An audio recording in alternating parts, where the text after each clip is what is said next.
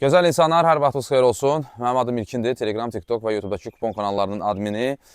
Bazar günü 18 may, deməli, yenə də analizlərlə qarşınızdayıq. Deməli, bugün Hollandiya Erediviziyasına və digər liqalar artıq yekun vurulur, amma bəzi liqalarda hələ bizi bir turda gözləyir. Analizlərinizi təbii ki, siz də eləmişsiniz. Hardasa üst-üstə düşürüksə, eyvallah götürə bilərsiniz. Sayta artıq metrikaları qoymuşam, XG gözləntilərini qoyacam. Dünən XG gözləntilərin bir-ikisi dirəkdən döndü, amma məsələn, Leipzig-Stuttgart oyununda 2-3 dəqiqə hesabla bağlı xeyli sayda mesaj aldım. 20 əmsalı götürənlər olub. Dediklərimizdən yaxşı kuponlar da düzəldən olub. Bizim bir doktor dostumuz var. O, məsələn, 14 əmsalla bir kupon qazanıb, analiz edib, qəşəng də sığortalayıb bəzi yerlərdə. Belə, yavaş-yavaş, sürətli şəkildə mən də keçirəm deməli, analizlərə. Sizdən bir bəyəni alaram, sevə-sevə. Deməli, Telegramımızın da linki aşağıdadır. Telegramda dünən 2 kuponumuz gəldi. Biri təəssüf ki, yatdı. O, Saint-Etienne idi, yoxsa kim idi? O hissə qazanmadı orada. Amma, məsələn, Marsel'in dünən analizi önəmli idi. Benfica az qala tam bir oyuncu gəlirdi, gəlmədi. Benfica ümumiyyətlə, Di Maria da getdi bu arada. Nəysə, qismət. Bəzi oyunlarda artıq heç nə eləyə bilmirsən. Necə ki, məsələn, Ajax gördünüz də, keçən həftə özəlləri ilə çempionluğu verdi. Öz ayaqları ilə bəlkə də. Olur, belə şeylər də olur. Analizlərinizi eləyərsiniz. Yenə də Ajax'ın formasındayıq. Ajax bugün oynayır. Görək nə olacaq. Başlamaq istəyirəm. Deməli, Everton-Southampton oyundan bağlı. Nəyə görə bu oyundan başlayıram? Əvvəla bir şey deyim sizə ki, mən Everton'u bilirsiniz ki, Everton'un xalis hocası David Moyes gələndən sonra mən o komandanı çox-çox dəyərləndirirdim. Yaxşı komandadır, həqiqətən də əla komandadır. Heç nə demək olar ki, həll eləməyən bir oyundur. Goodison Parkda bir simvolik bir qələbə ola bilərmi? Məncə ola bilər əslində, amma sizin diqqətinizə bir şey çatdırmaq istəyirəm. Məsələn, bəzi şeylər var, onları diqqətinizə çatdırmaq istəyirəm sizin bir neçə oyunla bağlı. Məsələn, bu oyunda çox maraqlı bir metrika var. Everton yeganə komandadır ki, bu mövsüm qapısına penalti təyin olunmayıb. İndi Southampton o penalti təyin olunsa vurar, vurmaz bilmirəm, amma penalti təyin olundu, bəs eləyir. Və bunu dəyərləndirin istəyirsiniz. Southampton penalti vurar və yaxud ki, Everton qapısına penalti təyin oluna bilər. Məsələn, Mislidə yox idi. Orada standart o xüsusi bölməsində qırmızı kart açılmışdı. Ona görə də bəlkə də oyun qabağı nəsə açılacaq, bilmirəm, amma maraqlı bir metrikadır. Məncə burada Everton'da biraz 1.33 falan açıblar. Olar, qələbəsi olar bəlkə də, amma biz bu qələbələri bu formada dəyərləndirmirik də normalda. Southampton bir qolu 1.66'dır. Mən onu daha çox sıxaram ondansa. Nəyə görə? Çünki Southampton axırıncı oyunudur liqada. Axırıncıdır, yoxsa bundan sonra da bir dənə tur var da, səhv etməmsə.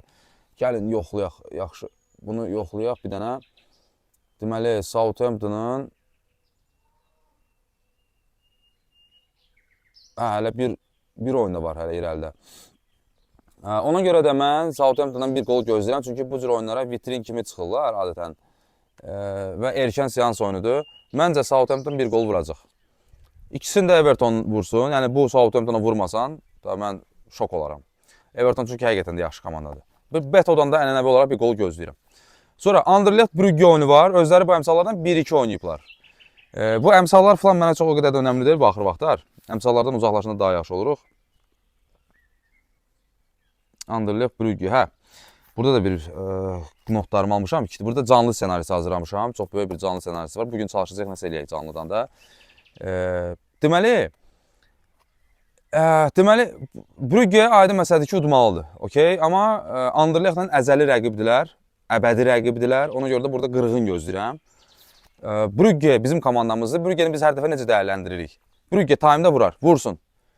2 dənə də oyun ərzində vursun. Olsun mənim analizim.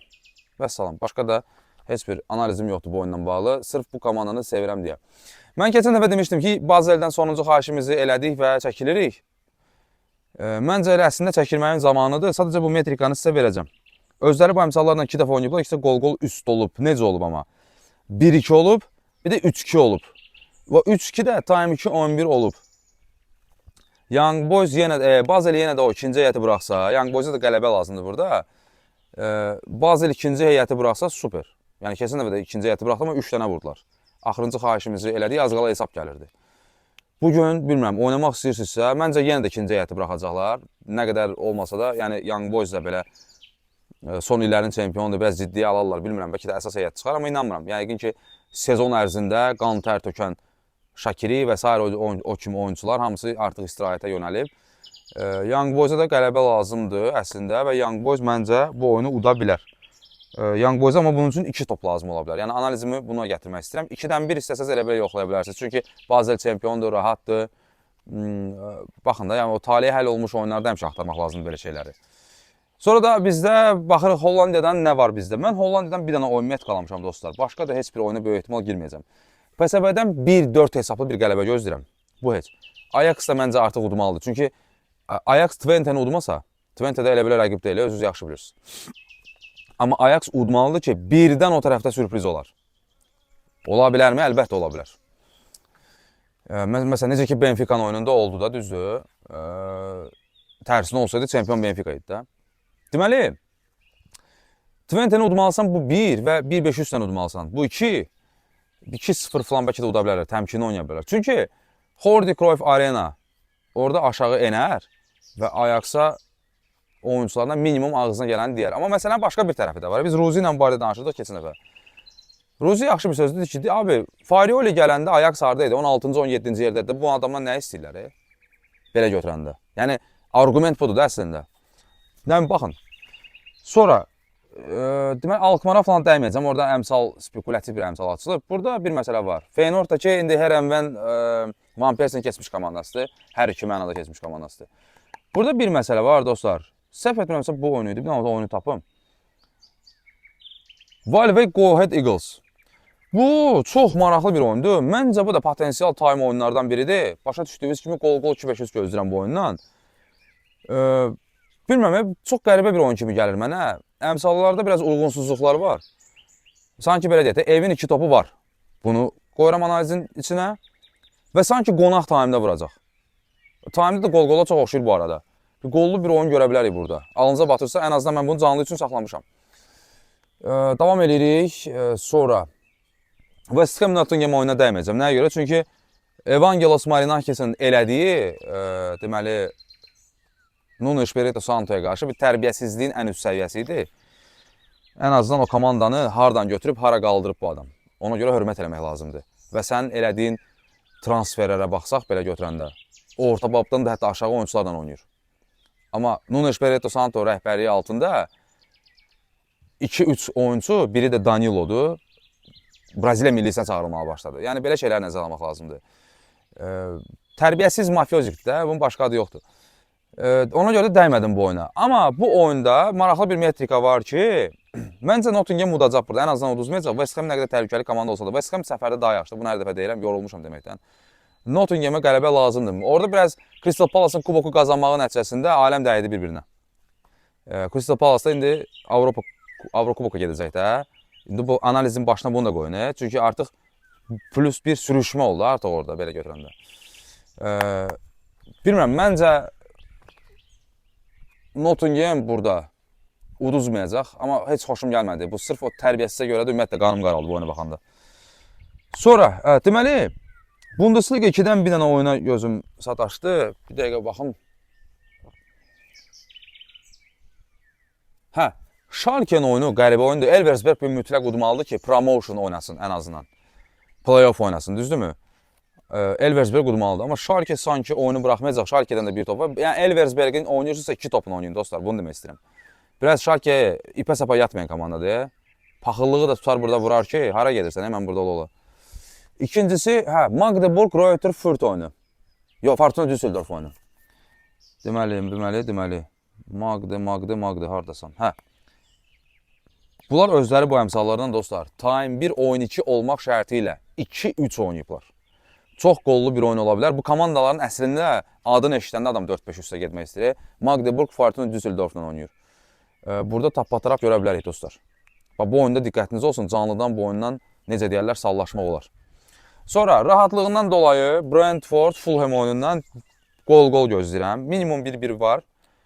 Burada bir şey var dostlar. Deməli, bunlar özləri bu əmsallarla 2-dən 1 oynayıblar.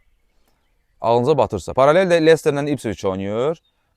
Bu oyuna da qol yaraşar əslində. Amma Leicesterlə mən heç bəxtim gətirmədi. Ona görə dəymədim. Amma metrikalarda deyir ki, sanki qol-qol olacaq oyunda, amma Brentford Fulham oyunundan mən qol-qolu daha çox rahatlığından dolayı komandalarını götürəcəm.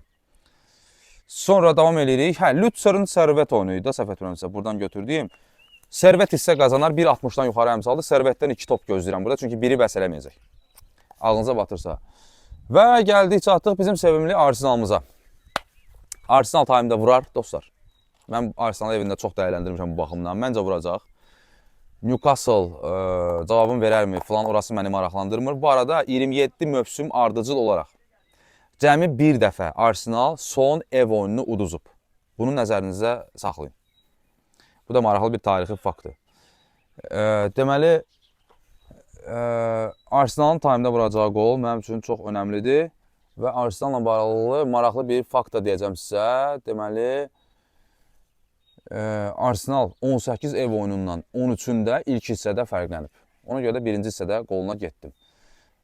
Sonra, deməli, Galatasaraydan bir handikaplı, ən azı 2 handikap, özü maraqlıdır, bir handikapla, yəni bir fora ilə qələbəsinə 1.43 əmsal açıb. Mən Galatasarayın özündən 3-4 top gözləyirəm. Melosundan tutmuş Jardelinə qədər hamını yığıblar Rams Parka. Məncə bir şou olacaq. Paralel olaraq Fənərdən də bir 3-1'lik qələbə gözləyirəm. Amma Fənərdə çox bel bağlamıram. Amma Eyüpdür, udar yəqin ki. Klas öz sözünü deyər burada ən azından. En-Nesyri də çoxdan da fərqlənmir. En-Nesyri'nin də qolunu yoxlaya bilərsiniz. O tərəfdən də Osimhen yəqin ki 2 dənəsini vurar ən azından. Sonra getdik yavaş-yavaş. Mən belə başa düşürəm ki, biz gedirik artıq, artıq metrikalardan və s. və axır gedirik İspaniya La Ligasına, düppədüz. Deməli, İspaniya La Ligasından xoşuma gələn metrikalar var. Amma bu biraz təhlükəli metrikadır. Atletico Madrid Betis oyunundan. Betis turnir cədvəlində özündən yuxarıda olan komandalardan indiyə qədər 9 oyun keçirdi və cəmi ikisini uduzub. Bizim saytımızda da yer alıb o metrika, baxa bilərsiniz. Hansını istəsə seçib oynaya bilərsiniz. Asasuna Espanyol oyununda da maraqlı bir şey var ki, Espanyolun 7 səfər oyunundan 5-də ən azı 4 kart göstərilib, sarı kart. 3-5-3 sarı kart, mislidə 1.41 əmsal idi, xoşum gəldi. Sevilla isə outsider kimi çıxdığı 4 ev oyunun hamısını uduzub bu mövsüm. Real hansı heyəti buraxır-buraxsın, məncə bu Sevillanı uda bilər. 1.80 əmsal açıb Realın qələbəsinə. Çakallarla dans olacaqsa eyvallah. Məsələn, bugün Atletico Madrid də xal itirər, Real da xal itirər, heç nə dəyişməz, o normal bir şeydir. Valladolid Alaves oyunu var. Burada da mən 2 üst götürdüm 1.45 əmsalından. 3-cü top gəlsə bu 1.45 gəlir, yoxsa 1 əmsaldan geri qayıdır. Deməli, Valencia oyununda, Valencia Atletik Bilbao oyununda özləri bu əmsallardan 1-1 oynayıblar. Oyunun 1.5 üstünə baxın, qol-qolu 1.89. Ağlınıza batırsa.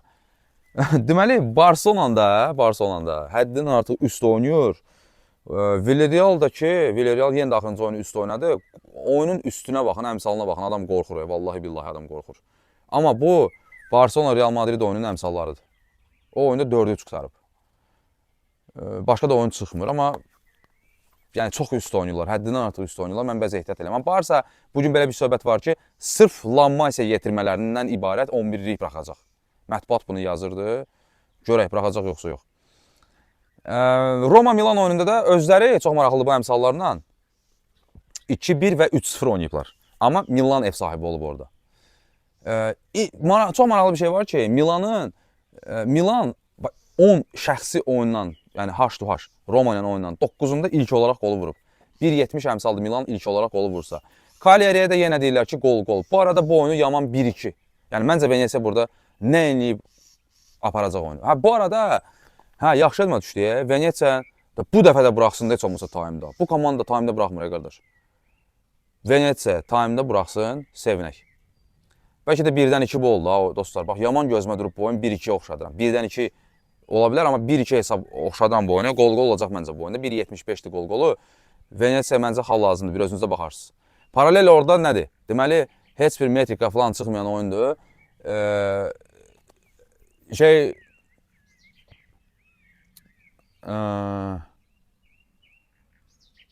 Parma, Napoli və Napoli məncə time'da vuracaq və məncə də udacaq. Məncə Parma Napoli time'da vuracaq. Başqa heç bir seçim eləməyəcəm burada. İkincisi, Inter, o heç udmalıdır məncə. Lazio ilə araları da əladır. Transferlərin çoxsu oradan gəlir. Elə heyətdə də oyuncuların çoxsu oradan gəlib. İndi baxacaqsınız oyuna, heyətdə. Çox maraqlı bir şey var sadəcə. Deməli, Lazio'nun 15 səfər oyunundan 11'ində qırmızı kart partlayıb. Qırmızı kart olar 5-17 əmsaldır. Inter bu oyunu mütləq şəkildə udmalıdır. Mən ən azı 2 topla udacağını fikirləşirəm.